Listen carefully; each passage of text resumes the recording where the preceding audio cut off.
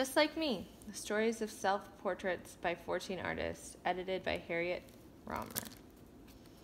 I will likely butcher the names. Tommy arrived.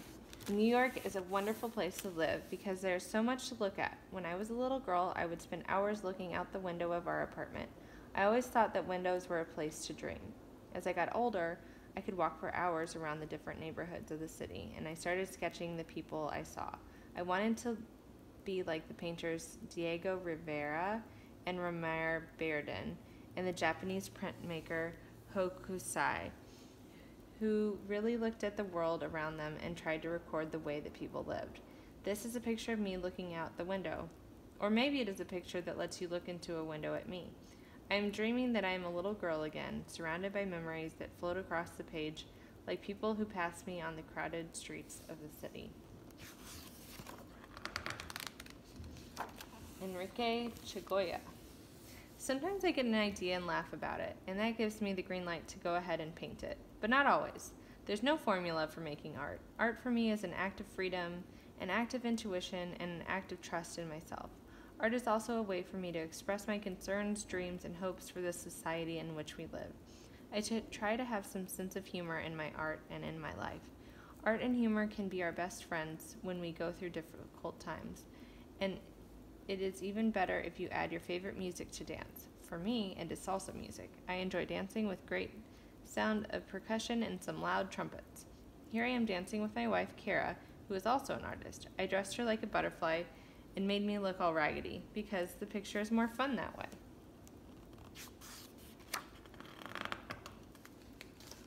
Carmen, Lomas, Garza.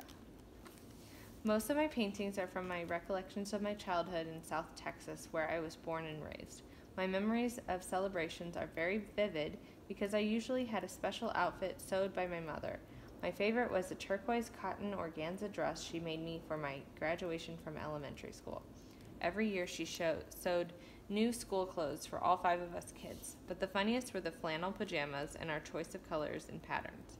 When I was a young girl, I taught myself how to draw clothes for my paper dolls so they could have any dress I wanted. A flamenco dancer's dress or a dress from Mexico called a China poblano with lots of shiny sequins. To this day, my favorite thing to paint is clothing. My mother was the first person I saw paint. She was the one who inspired me to become an artist. Maya Cristina Gonzales. One night when I was 5 years old, I woke up and saw a light shining brightly in the corner of my room. Some people said it was an angel, some people said it was a ghost. All I know is it made me feel really happy, like I was special. After I saw that light, everything I looked at was brighter. I wanted to make art so I could show people what I was seeing and feeling. In my painting, I show the light shining from my heart. The words around the border are things that I love, like polka dots and fire, and ways that I feel, like loud and hungry. I stuck paintbrushes and pencils in my hair because I wanted to look good for my picture. The whole picture is lopsided because that's how it came out of the Xerox machine, and I liked the way it happened. Some of my best paintings happen by accident. You just never know.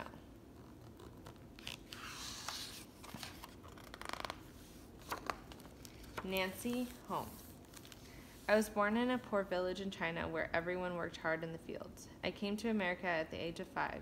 My brothers and I did not have many toys, and our parents were too busy to pay much attention to us. I had to invent a world of my own through pictures. I used the brightest crayons I could find to create scenes from my imagination. I like to draw flat shapes that fit together like jigsaw puzzles. My artwork is very simple and graceful, with curves like the edge of clouds. I am like that, soft, gentle, quiet, but strong at the same time. I express my strength through bold colors and patterns that jump out and grab your attention. This portrait has leaves of bamboo on it because bamboo also comes from China. It is strong, but it can bend when it needs to, just like me. George Littlechild. When I was a boy, people knew I was Indian, or First Nations, as we say in Canada. Because I had features of my Indian mother, as I got older, people weren't sure anymore. You sure are exotic looking, they told me. Are you Spanish, Italian, Portuguese? I was looking more like my white father, but since both my parents were dead and I was living with my Dutch foster family, I was very confused about who I was. No one ever told me then that I was mixed blood. Sometimes I look Indian now, but sometimes I don't. My look changes according to my mood. That's why I've made these 4 different self-portraits. It took me many years to accept my features. Then one day I decided that I had to love myself just the way I am. I'm a rainbow man, with half of this and a quarter of that and a dash of a mixture of everything.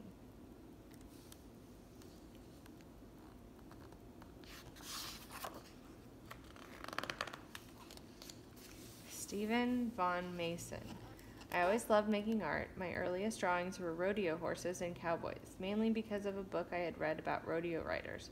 The book had many wonderful drawings, and I would copy them over and over. In junior high, I loved to draw football players, and my school would hang the pictures in the display cases. Those were real fun times for me because my friends and I were always busy making things. We made bows and arrows and crossbows. We carved heads and flutes out of wood. I painted model cars, and everyone wanted me to draw their portrait. When I went to college, I decided to be a painter and printmaker, and that's when I found out that making art was more than just reproducing what I saw in front of me. I started making abstract art and art from my imagination.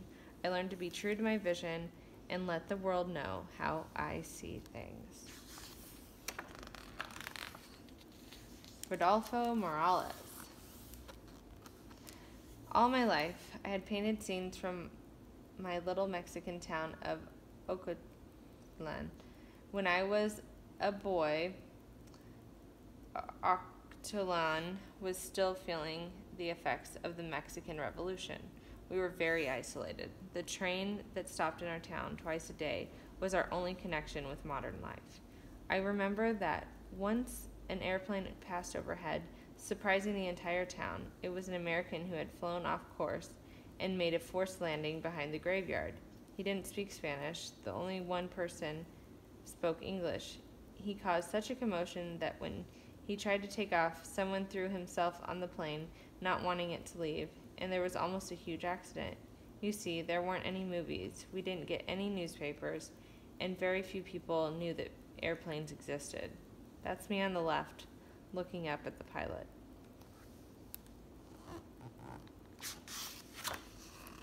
Mira Riceberg. Welcome to my world. The dolphins are from my childhood in Australia, where they saved children from shark attacks. These fun-loving dolphins are chasing after a juicy tuna lunch. My paintings have beauty and magic for me. The desert blooms with barely any water. The cacti have prickles to protect themselves. My Jewish face has laughter and sadness. Guido and Possum, my funny, mischievous cats, love sneaking into my paintings. My boyfriend Guy and I are laughing from a flying heart floating across a fake leopard print shirt. There's a family portrait on the table. My mother and father were Holocaust survivors who came to Australia after the war. When my mom gave me my first art supplies, she said, "I can't give you a beautiful world, but you can make one for yourself." Being an artist has brought me much happiness, which I try to share. I can't imagine anything more wonderful other than maybe being a dolphin. Joe Sands. Pow! When I was 8, I was considered a little rowdy, and I used to think I was cool. One day, I was hanging with my friend, Seawolf, and was late for school. A girl named Margaret finked to the teacher, and I threatened to beat her up. After school, everyone was on the playground to watch the fight. Before I could even make a fist, Margaret whacked me in the eye with her book bag. I saw lots of stars and colors. To this day, all my paintings have lots of colors in them. It's okay. I love to use lots of colors in my work. It makes me and other people laugh and smile. Colors are used by third world cultures, and my art always reflects that.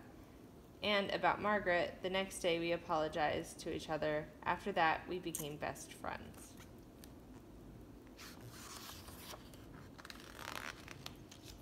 Ellie Simmonds.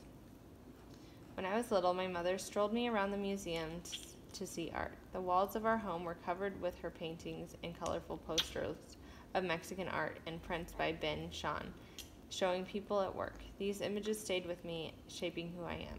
I painted the love of my life. I paint pomegranates, birds, mountains, and people. I paint what gives me joy or what makes me sad or angry. I paint to protest homelessness, war, and injustice, and celebrate the beauty of a sunflower outside my door. When my daughter was born, brilliant suns burst into my paintings. Now I gather bright fabrics and photos to piece together a quilt of my Jewish family history. In this painting, my grandmother, as a baby, and my great-grandparents in the pomegranates honor my roots. My parents in the yellow sun are my source of life. They give me love and encouragement to celebrate life through art. Darrell Wallace. When I was growing up, I didn't understand the crayon labeled flesh in my crayon box wasn't the color of my skin. As a way of proving that my color was also beautiful and real, I went through all my favorite storybooks and colored in the characters with a brown crayon. In this way, I was able to relate to them as if they were really part of my world. As I got older and became more interested in painting, I realized that there is no such thing as a single flesh color. Everybody's skin has colors in it, and the way people look has a lot to do with how they're feeling at the time. I still love painting people. I guess I'm still coloring them in. My self-portrait is 4 different pictures of myself. I look different each time because I worked with 4 different kinds of artist colors: oil paints, watercolors, colored pencils, and colored inks with oil pastels. Michelle Wood. As a child, I often imagined myself as a sleeping beauty, princess in the make-believe African kingdom of Koro. That's how I painted myself here. My hair is plaited in a royal crown of braids, and in crown are 6 figures of me as paintbrushes, showing different stages of my childhood. I'm playing with the hula hoop, riding a bike, reading storybooks, painting a picture, running track, and learning to sew. The panels in the quilt show important times in my life. On the left, my mother is holding me as a baby. On the right, my mother and I sitting on the kitchen floor playing jacks. I was an only child, and my mother would always participate in little games with me. My character is a strong, fearless woman, symbolizing the well-being of my people. I am free of fear, ready to forge ahead, hand in hand with my ancestors. Hideo Yoshido.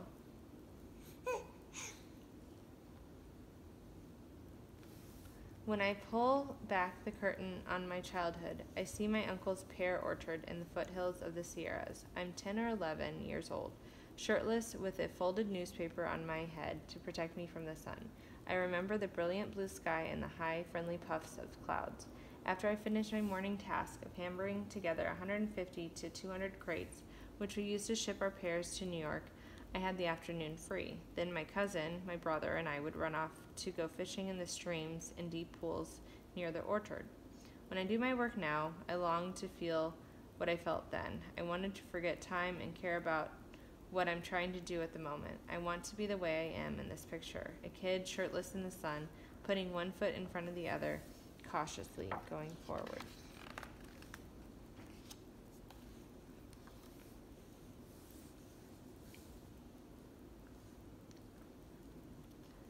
About this book. When I was just starting out publishing, my dream was for all children to be able to open a book and see themselves. Back in 1975, that often didn't happen because very few books featured children of color, and fewer still were written or illustrated by authors and artists of color.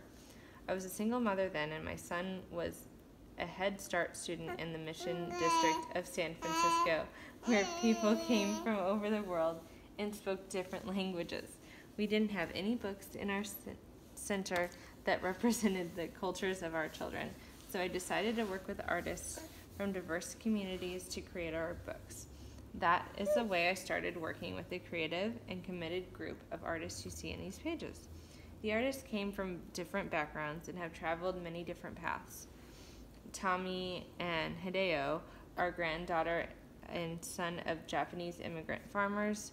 Nancy was born in a village in China. Enrique, Carmen, Maya, and Rodolfo are Mexican, and Mexican-American artists are different generations and wildly different styles. George was born in Canada, of Plains Cree mother and white father. Stephen, Joe Sam, Darrell, and Michelle are African-American artists who grew up in the Midwest. Harlem, and Southern California at different times and create art in very different ways. Mira and Ellie grew up in working-class Jewish families in Australia and California. As part of our publishing outreach program, we have always sent our artists into the schools to teach children about art and literature and to act as role models. And it has been amazing for me to see how children are fascinated by artists. They see some making art as some kind of magic, artists as magical people, and they want to know about them. What do artists do, they ask. How do you become an artist? What do you get your ideas? What were you like as a kid? As I was a publisher, always dreaming of the next beautiful book to create, I began to imagine a book that would bring these artists to a much wider audience. And so I decided to publish a book where the artists I have worked with would make pictures of themselves and then talk about self-portraits and the way of inspiring children to see art forms in new perspectives as a way of showing children that artists come from many different places and work in many different ways. The result is just like me, stories and self-portraits by 14 artists. I hope this book will entertain and amuse you, give you food for thought, and inspire you in ways in which the artists have remained true to their creative vision. Did you want to be included? Did you wake up from your nap?